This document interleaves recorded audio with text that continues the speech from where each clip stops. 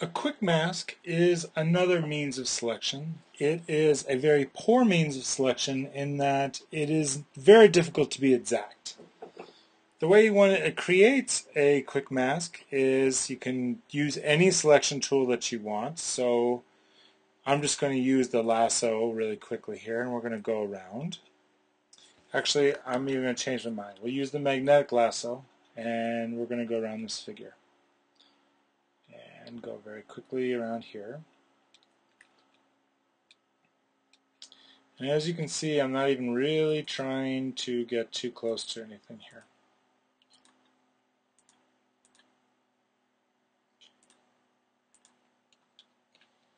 Up along the umbrella, and around, and alright. So now we have a selection, and as we look closely, it's not a very good selection, but that's okay. What I'm going to do, if you look at the very bottom of the tool palette down here, there's a little square with a circle in it, and that gets you a quick mask.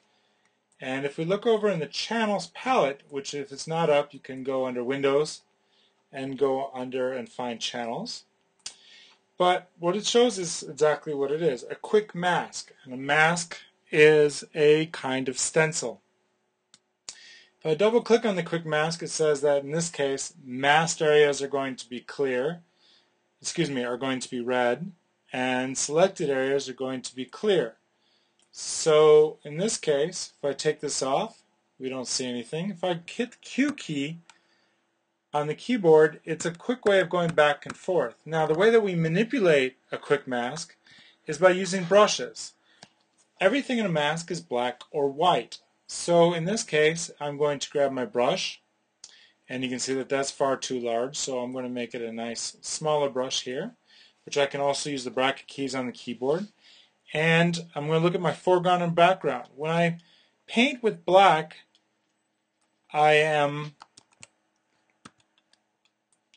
adding to the mask. So if I hit Q, you can see how my mask has changed. If I paint with white, I am subtracting from the mask.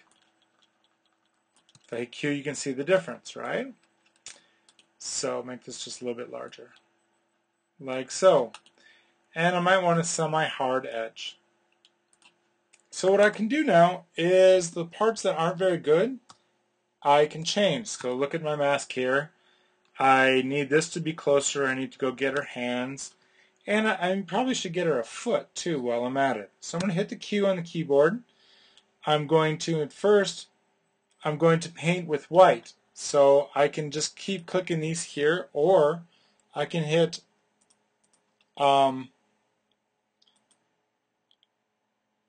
X on the keyboard and go back and forth.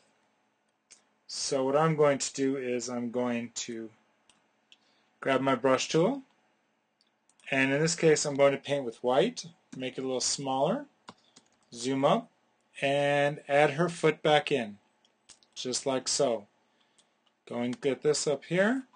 I'm going to go and add her hands back in. Again, I'm painting with the white that's in the foreground. Whatever color's in the foreground is the color that I'm going to go with. And as you can see, this is a fairly fast way of selecting.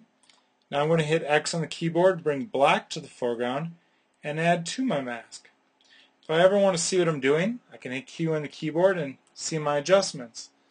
And like I said, it's a pretty dirty way of selecting. A lot of people like it because it's fast, but it's not terribly fast in that it's not exact. So the time that I'm making up getting the selection is also being taken away by the fact that it's not an exact selection.